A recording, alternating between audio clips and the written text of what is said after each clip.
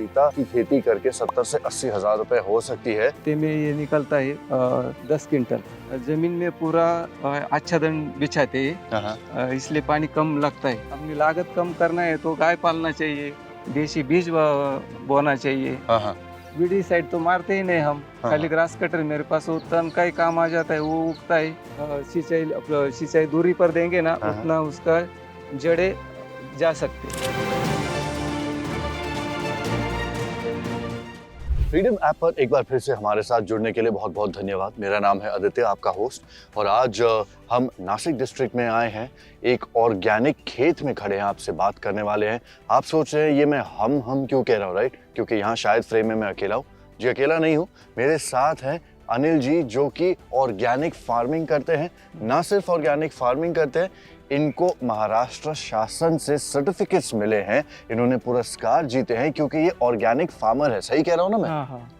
जी, तो अनिल जी, अपनी ज़बानी आप हमारे व्यूअर्स को बताइए कि इस समय हम जिस खेत में खड़े हैं ये एक पपीते का खेत है। अच्छा। तो ये आपका जो खेत है ये कितना बड़ा है, कितने एकड़ जमीन पर आपने इसे बनाया है? ये 8 एकड़ जमीन है मेरे पास, और ये 1 एकड़ का फार्म है। अच्छा। और इसके पहले पुराना 20 गुंठे का है।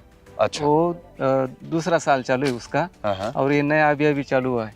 अच्छा। हाँ, अभी 2 महीना हो गया तो चालू है अभी। अच्छा। तो हफ्ते में ये निकलता है 10 क्विंटल। 10 क्विंटल निकलता है हफ्ते में? निकलता है, हाँ। और क्या बात, और ये पूरा 100% ऑर्गेनिक है? अच्छा, और इसमें भी कोई वैरायटी होती है पपीते में? नहीं, मेरी देसी वैरायटी, बीज लाने का ही नहीं हाइब्रिड, अच्छा। क्योंकि उसका टेस्ट नहीं लगता। अच्छा, तो देसी वाले बहुत और बार बार वो बोवाई करना पड़ता है, और लेना पड़ता है उसको, खरीदना पड़ता है। बीज तो बहुत महंगा है। अच्छा। हाँ, वो तो बीज के ऊपर अपने खुद ने काम किया, पूरा देसी बीज हमने कलेक्ट किया और वही बोने का, इसलिए वो अपना पूरा ये खर्चा कम होता है। अच्छा। हाँ, बीज के वास्ते खर्चा कम होता है। अच्छा, तो अनिल जी, जरा हमारे व्यूअर्स को ये बताएंगे कि आप लैंड प्रिपरेशन जो है वो कैसे करते हैं? इसमें जो इरिगेशन है, जो आपने क्या सिस्टम बना रखा है आपने? पानी तो इधर हमारे कम है, लेकिन हमारी जमीन बहुत उपजाऊ है, क्योंकि वो 14 साल हो गए। 14 साल? हाँ, इसलिए जमीन में पूरा आच्छादन बिछाते हैं, इसलिए पानी कम लगता है। अच्छा। क्योंकि जमीन के अंदर जीवाणु होते हैं, सूक्ष्म जीवाणु, केचुआ होते हैं, उसके लिए हम खाद बनाते। अच्छा। घना जीवामृत बनाते, जीवामृत बनाते, गोकृपा अमृत देते। मेरे पास 10-12 गाय है। 10-12 गाय? हाँ, देसी गाय। अच्छा। हाँ, तो गुड़ भी हमारा खुद का है, और छाछ भी घर का है। इसलिए ज्यादा टंकी बनाते। अच्छा। खेती ज्यादा है, इसलिए बाहर का कोई लगता ही नहीं। अच्छा। और किसान बोलता है हमको खेती परोड़ता नहीं। ऐसा उल्टा ऐसा समझ में नहीं आता कि लोग क्यों नहीं ऐसा गाय पालते। गाय के सिवा खेती होती नहीं। अपनी लागत कम करना है तो गाय पालना चाहिए, देसी बीज बोना चाहिए। पूरी लागत 0 हो जाती है। तो मतलब इस समय आपकी लागत बैल से खेती करना चाहिए, ट्रैक्टर नहीं बिल्कुल चलाना चाहिए खेत में। अच्छा, तो आप ट्रैक्टर का इस्तेमाल बिल्कुल नहीं करता? अच्छा, तो पूरी बैल की खेती आप करते हैं? जितना जरूरत होती है पौधे को उतनी ही मेहनत करने का। खाली बोने का है तो 6 इंच खाली ये करने का। अच्छा, और ये जो आप लागत की बात कर रहे थे, मतलब थोड़ी बहुत आपकी लागत इसमें लगी हुई है कि पूरा 0% लागत? पूरा 0 है। अच्छा। हाँ, बस खाली वो मजदूर लगता है। कितने मजदूर लगते हैं आपको? पपीता को क्या 1-2 मजदूर लगता है, ज्यादा तो नहीं। अच्छा, 1-2 मजदूर से पूरा खेत का हो जाता है? और वो कोई वीडी साइड तो मारते ही नहीं हम, खाली ग्रास कटर मेरे पास वो तन का ही काम आ जाता है, वो उगता है। फिर दूसरा बाहर से लेना पड़ता ही नहीं, वही डालते ही। अच्छा, और ये कितनी देर में तैयार हो जाती है उपज? उपज वो 3 साल में, नया किसान होगा तो 3 साल में पूरा अच्छा खेती होगी। 3 साल में अच्छी खेती? 3 साल में। और आपको हो चुके हैं 9 साल, आपने शुरू किया था? नहीं, 15। हाँ, 14-15 साल हो गया। 15 साल, 2009 में आपने खेती शुरू की थी। तो अनिल जी, हमारे व्यूअर्स को ये बताइए कि लैंड प्रिपरेशन का जो पूरा का पूरा प्रोसेस होता है वो कैसे करते हैं आप? मतलब शुरुआत से लेकर के अंत तक आप क्या क्या करते हैं? जब आप पपीते का ये पौधा लगाते हैं तो मान लीजिए जैसे 1 महीना बड़ा हो गया है पपीता, तो उसके बाद आप क्या प्रिपरेशन करते हैं? पानी कितना देना चाहिए? मतलब जो भी डिटेल्स हैं प्लीज हमारे व्यूअर्स को बताइए। जो बीज होता है ना वो अच्छी क्वालिटी का निकालते हैं हम। जो मीठा लगा पपीता का वो सिलेक्ट जो रहता है ना वैरायटी, उसको चॉइस करते, खुद खा के उसको चॉइस करते, कैसा कलर है, कैसा मीठापन है, कितना बीज है इसमें। ओके। तो वो उसका ही बीज निकाल के ठंड का मौसम खत्म होने के बाद, यानी मार्च शुरू होने से बुआई करते उसकी। अच्छा। और 2 महीने में बीज तैयार हो जाता है। अच्छा। वो तैयार पौधा तैयार होता है। अपने खुद का नर्सरी डालने का, थोड़ा सा वाफा करने का, उसको शेड नेट डालने का ऊपर, धूप से बचाने के लिए, और सिंचाई करने का उसको। अच्छा। हाँ। और कितनी दूरी पर आप एक एक पौधा लगाते हैं एक दूसरे से? 10 बाय 6। 10 बाय 6 की दूरी पर 10 मतलब बाय पौधे 6, होते हैं। ओके। इनफैक्ट आप देख सकते हैं हमारे पीछे भी जो खेत है कितनी दूरी पर पौधे लगे हुए हैं। 10 बाय 6। 10 बाय 6 की दूरी और है। उसमें 3-3 लेटरल डालने का सिंचाई के लिए, क्योंकि जितना सिंचाई दूरी पर देंगे ना, उतना उसका जड़े जा सकते। अच्छा। और इस जितना जड़ों के फैलाव होगा उतना क्वालिटी अच्छा ग्रो करेंगे। और इस जमीन में आपने कितने पौधे अभी लगा रखे हैं पपीता के? अभी 2000 पौधे हैं इधर। 2000 पौधे? 2000 पौधे अभी इस वक्त लगा रखे हैं इस जमीन पर। अच्छा, आप ये हमें बताइए कि आप कह रहे थे कुछ देर पहले कि एक हफ्ते में 10 क्विंटल तक की बिक्री हो जाती है, तो उस हिसाब से महीने में आपकी कितनी कमाई हो जाती है और फिर सालाना कितनी कमाई हो जाती है? 70-80 हजार हो सकता है महीने का। हाँ, थोड़ी बाजार कम ऊपर होती है। जैसा अभी रमजान चालू था, तो बाजार 20 रुपया कड़क थी। अच्छा। तो रेट बढ़ गया, कभी कभी कम हो जाती है, 10 रुपये बेचना पड़ता है। अच्छा। ऐसा तो इतना खर्चा नहीं, इसलिए वो अच्छा कमा पाते हैं हम।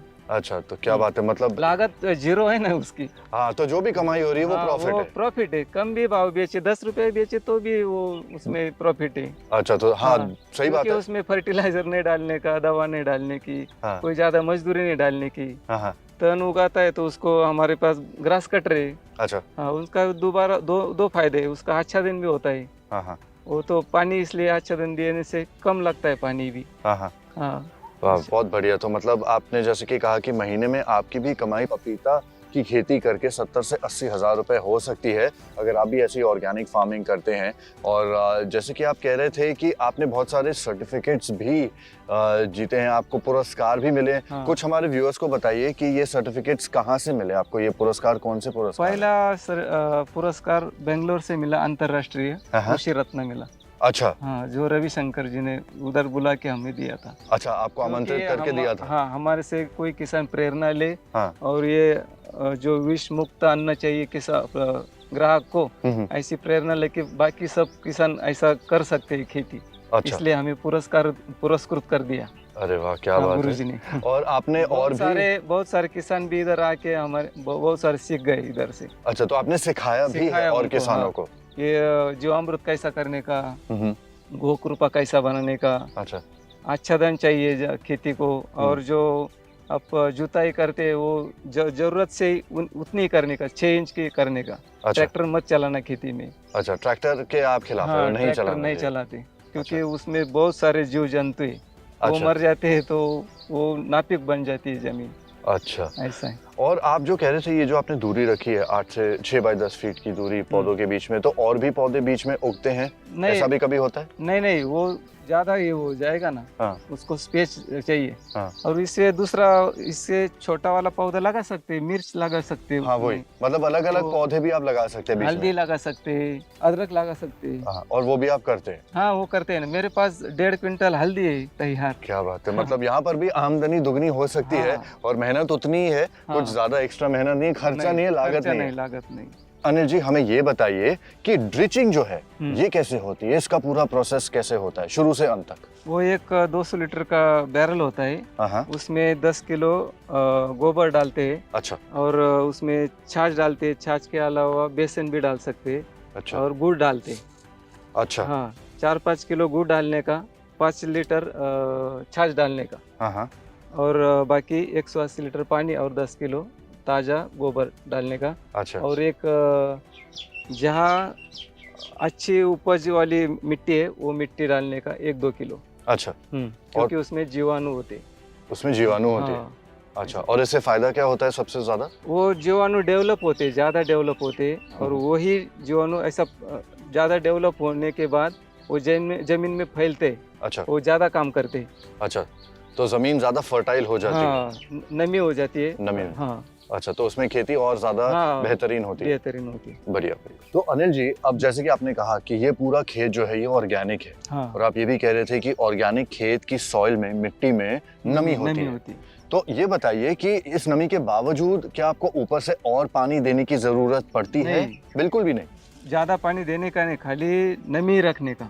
अच्छा, हाँ, ज्यादा पानी देंगे तो जड़ खराब हो जाती है। तो ज्यादा और कम का फर्क जरा समझाइए। ज्यादा मतलब कितना ज्यादा ज्यादा है? जो मिट्टी रहती है ना, हाँ तो ऐसी भुरभुरी होनी चाहिए। ये देखो भुरभुरी अच्छा। मिट्टी, देखो अच्छा। कितना नरम है। हाँ, वाकई में हाँ। बहुत ही नरम है। हाँ, तो ये- इसके ऊपर कितना पानी आप डाल देते हैं अपनी तरफ से? कम कम पानी जो है? ये 1 घंटा ड्रिप चलाने का 3 लीटर है ना, बिल्कुल हो अच्छा। जाता है उसका। अच्छा, मतलब 1 घंटे तक ड्रिप चलाए तो हाँ, काफी पानी हाँ, हो वो जाता भी है। धूप के मौसम में। अच्छा, तो अगर धूप नहीं है तो उससे भी कम पानी? उससे भी कम पानी 2 महीने, अपने 4 महीने तो पानी लगता नहीं, बारिश हाँ। होती है ना। हाँ बिल्कुल बिल्कुल। हाँ, उसको तो ज्यादा पानी की जरूरत ही नहीं। चलो, बहुत ही बढ़िया बात है। हाँ। फिर आपने देख लिया कितना सरल है, सिंपल है कि ऑर्गेनिक खेती जब आप करेंगे पानी का भी उपयोग कम से कम होगा।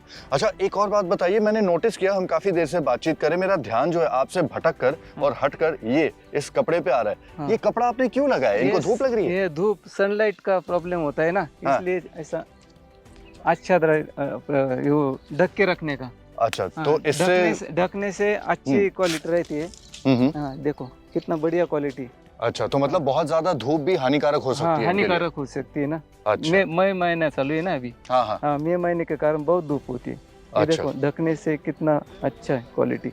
तो दिन के समय में जब बहुत तेज धूप होती है आप इनको ढक के रखते हैं, हाँ हाँ हाँ, और ढक के। फिर शाम को जरूरत नहीं है तो हटा देते हैं? नहीं, ऐसा ही रहते, कोई फर्क नहीं पड़ता उसको। अच्छा, ये सारा समय ऐसे ही हाँ, रहता ऐसा ही रहते। वो पतला है ना, है? हाँ हाँ सफेद वाला है, हाँ हाँ। ऐसा वो खींचता नहीं धूप। अच्छा, तो तो ऐसा फर्क होता है। बहुत ही बढ़िया। मतलब ये छोटे छोटे नुस्खे हैं जो आप देख रहे हैं, जिनकी मदद से और वजह से आपकी जो उपज है वो सही तरीके से निकल सकती है।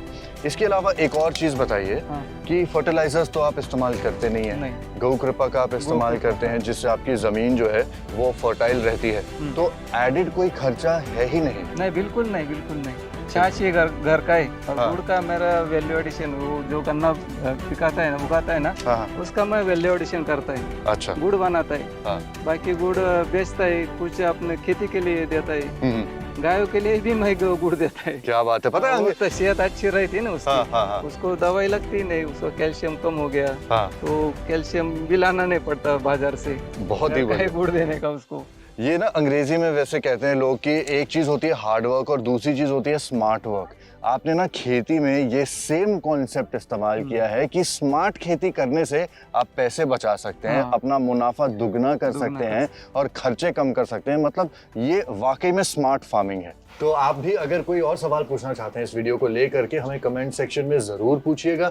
कोई ओपिनियन शेयर करना चाहते हैं, कुछ बताना चाहते हैं, प्लीज़ वो भी बताइएगा। We are more than happy to help you out and answer all your questions that you have. तो तब तक अगले वीडियो के लिए एक बार फिर से आदित्य की तरफ से happy farming and thank you and keep watching freedom app.